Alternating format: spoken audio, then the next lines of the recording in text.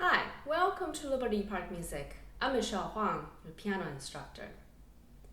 In today's lesson, we'll be looking at two pieces, one by Dmitri Kabalevsky and one by Daniel Turk. These two pieces will review the concepts of 16 notes and thumb crossing technique that we have talked about previously. In addition, we will also look into a new piano technique and new musical terms as we talk more in details of these two pieces. Let's start with the first piece. This piece, A Kind Man, is by Daniel Turk. Pause the video now. Take a few minutes to make all the necessary observations as you approach a new piece. Look at the time signature, key signature. Look for any repetitions of rhythmic and note patterns. The intervals between the right hand and the left hand. And the specific piano technique that we have talked about that is required to play this piece. This piece is in common time, also known as 4/4 time, which means there are 4 beats a measure. A quarter note gets a beat. Key signature indicates that we are in D major with 2 sharps, F and C. There are 3 types of rhythmic patterns in this piece. You will find these patterns repeated throughout the piece. The right hand and left hand are playing exactly an octave apart. The first 4 measures, the hands stay in one position. The next 4 measures, thumb crossing technique, is used to extend and shift position up and down the keyboard. Something we have not seen before in the previous repertoire, it's what we call incomplete measures. As you can see on the music, the first bar only has 1 beat. The missing 3 beats are in the last measure. The 2 incomplete measures add up to 4 beats, which is a complete measure. We often refer to notes in the incomplete measure as pickup notes. In this piece, the first note is on an upbeat, which is a weak beat refers to any notes other than the first note of the measure, which is called the downbeat. The first note of each measure will get more of an emphasis than the other beats. Since the first bar is an incomplete measure, we will count the next bar that is a complete measure, measure 1. Let's play the first 4 measures together, which is fairly straightforward. The counting has been written out for you. We will count the quarter notes but fit the 8 notes right in between the quarter notes. 1, 2, 3, 4. Since we have an incomplete measure in the beginning, the first note is actually the 4th beat of that measure. So we will count 1, 2, 3 and play the first note on 4. Let's clap and count first. 1, 2, 3, 4. 1, 2, 3, 4. 1, 2, 3, 4. 1, 2, 3, 4. 1, 2. Now let's play and count.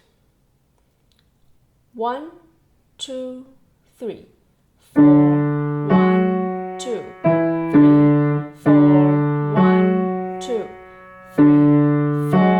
1, 2, 3, 4. 1, 2.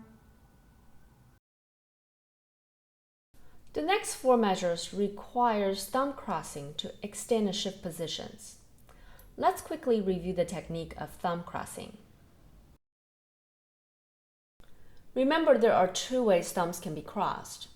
One is crossing the thumb under.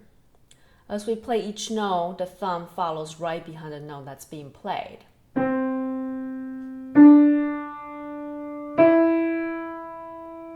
Keeping a natural hand position so the thumb has room to move about below the other fingers.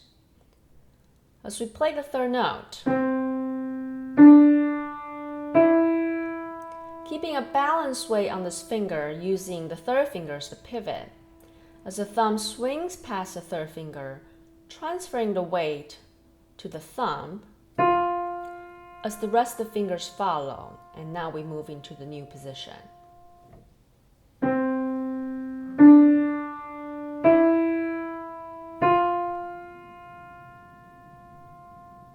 The other is crossing over the thumb. Balancing our weight on the thumb, using it as the pivot this time, swing the rest of the hand over the thumb, shifting the weight from the thumb to the third finger. As we move into the new position and resumes playing the rest of the passage.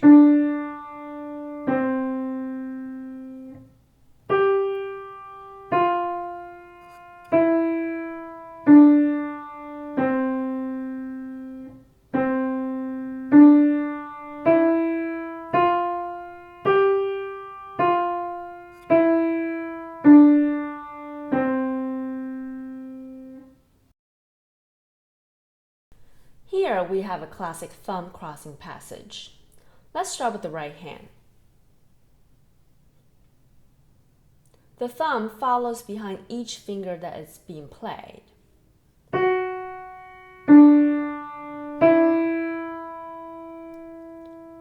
Pivot on the third finger, transferring the weight to the thumb, and continues with the passage.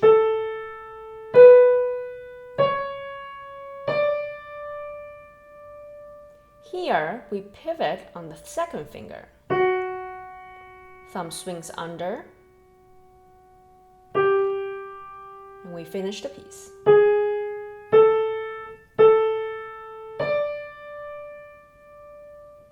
Let's play the right hand again in one smooth gesture.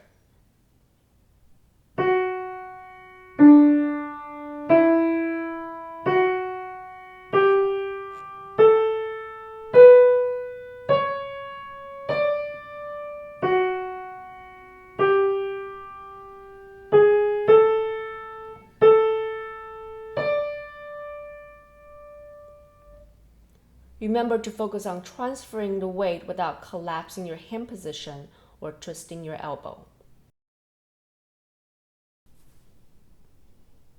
Same here with the left hand.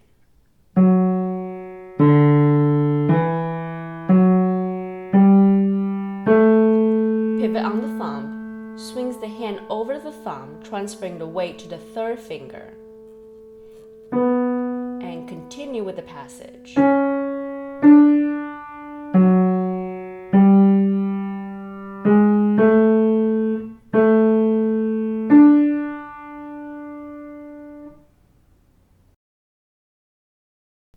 The tricky thing about putting hands together here is that thumb crossing occurs at different times for the two hands. The right hand thumb crosses under first. Then the left hand thumb cross happens a few beats later.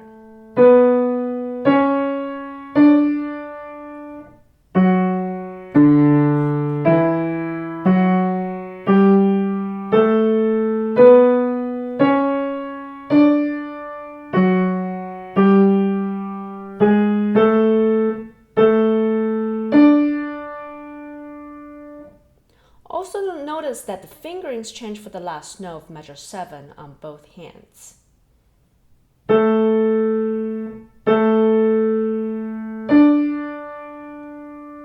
You'll want to isolate measure 7 and 8 and practice them a few times, as well as practicing measure 5 through 8 a few times before playing the whole piece.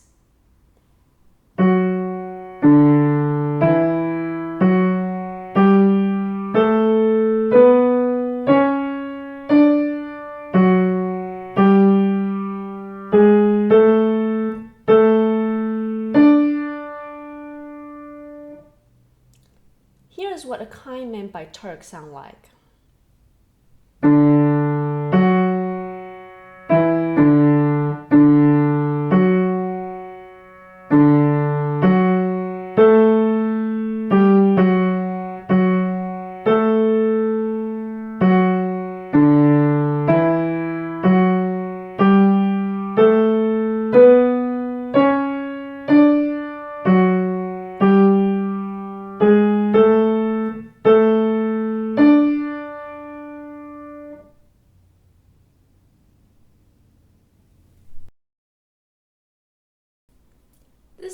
piece is called Little Harpist by Dmitri Kabalevsky.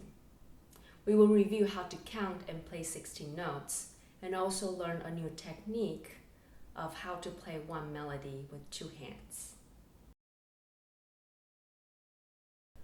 Looking at the piece as a whole, it's intimidating, but let's break it down and see if we can find repeating patterns. It appears that the entire piece is consisted of the following two rhythms. We are in C major with no sharps or flats. Most of the activities is on the right hand, with the left hand playing the occasional single note. The left hand plays in treble clef. The way the music is written indicates that there is a single melodic line with no accompaniment, but the melody is played by both hands. You can tell that this is the case by looking at measure 3 and 4, where the slur connects the right hand to the left hand. We will talk about how to play this in a little bit. For the sake of time, we will only look at the first two lines of this piece, since lines 3 and 4 have the same rhythmic patterns. You will work on lines 3 and 4 on your own for homework. Let's first review how to count 16 notes. Remember this rhythmic hierarchy chart. A quarter note equals 2 eighth notes, equals 4 16 notes. We have designated the counting of 16 notes with 1 E and a, 2 E and a. Go ahead and spend a few moments and write out the countings in the score for a Little Harpist.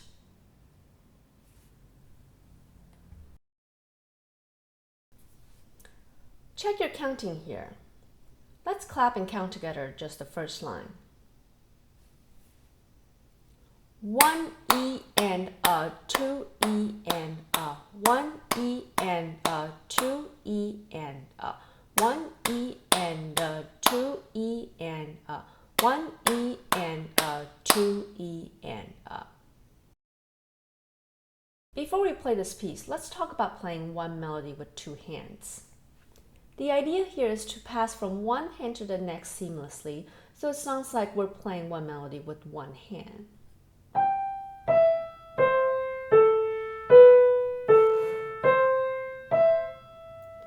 A common mistake is to poke out the left hand, so there's an unwanted accent in what's supposed to be a smooth melody line.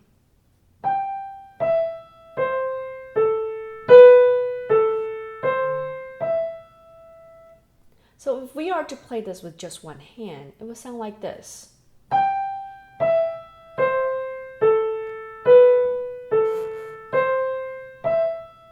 With just one gesture, but the fingering is awkward.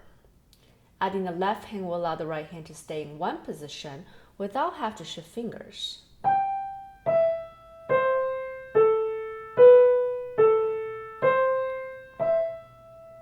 But again, be careful not to accent the left hand note. The trick is to play at the same volume as the previous note and the note after.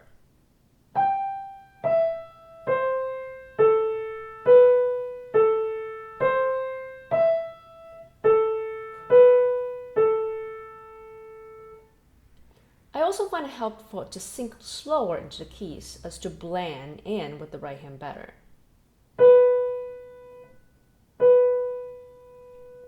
Of course, in this first measure, there is also the issue of placing the left hand where it's the most comfortable without colliding with the right hand. Try playing the B on the left hand close to the fretboard and stay out of the way of the right hand.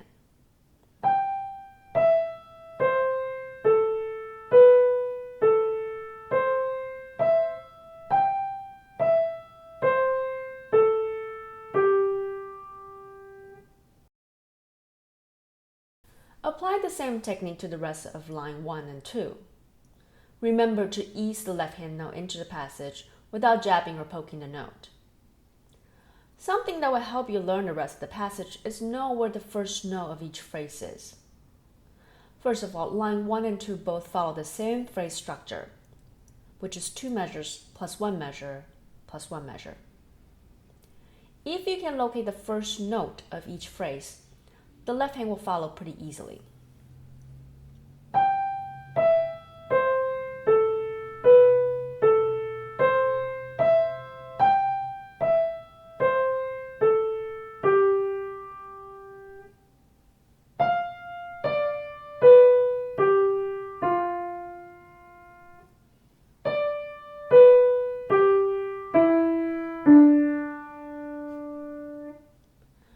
way to practice shifting positions is to play all the notes in each phrase as block chords and then proceed to the next phrase and do the same.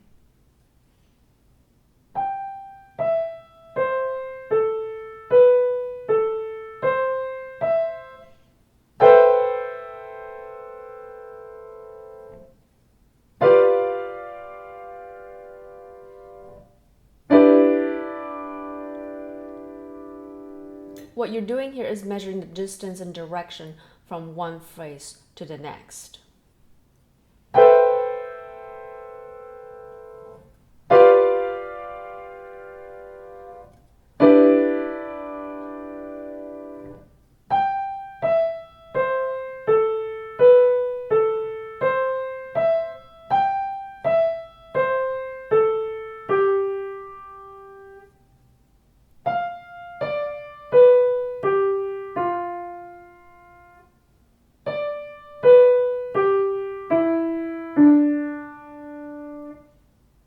Once you get to the second line, you'll realize that the whole line is exactly a whole step down from the first line, which in a way is just a simple transposition. Practice the same way as you did with the first line.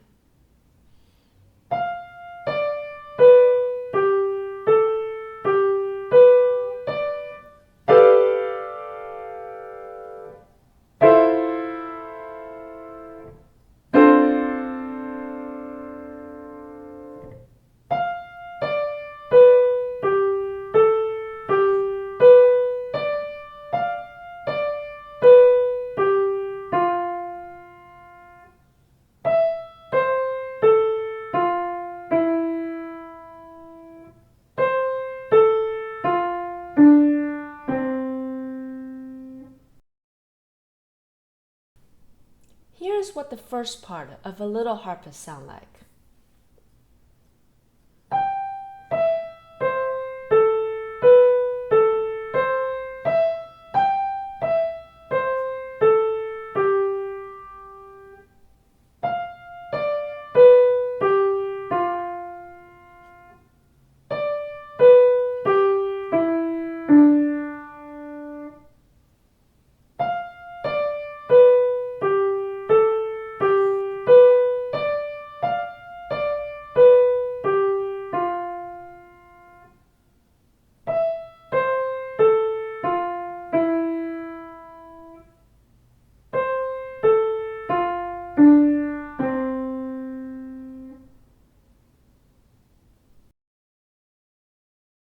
For your homework, take a look at line 3 and 4 of a Little Harpist on your own. Start by writing out the countings on the score. Clap and count, then apply the same practice tips we have done for the first 2 lines of this piece to practice playing one melody with 2 hands, as well as shifting from position to position. Here's what the second part of a Little Harpist sounds like.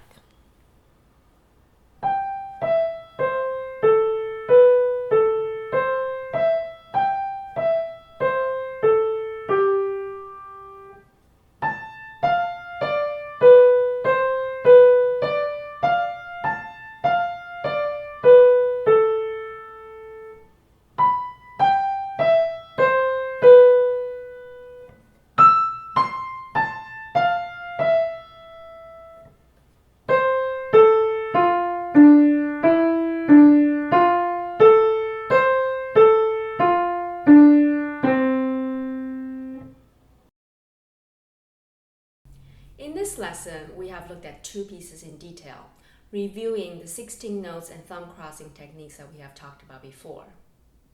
We also learned new musical terms such as upbeat and downbeat and incomplete measure, and also learned how to play one melody with 2 hands. For your homework, continue to practice these pieces using the practice method that we have done this lesson. See you next time.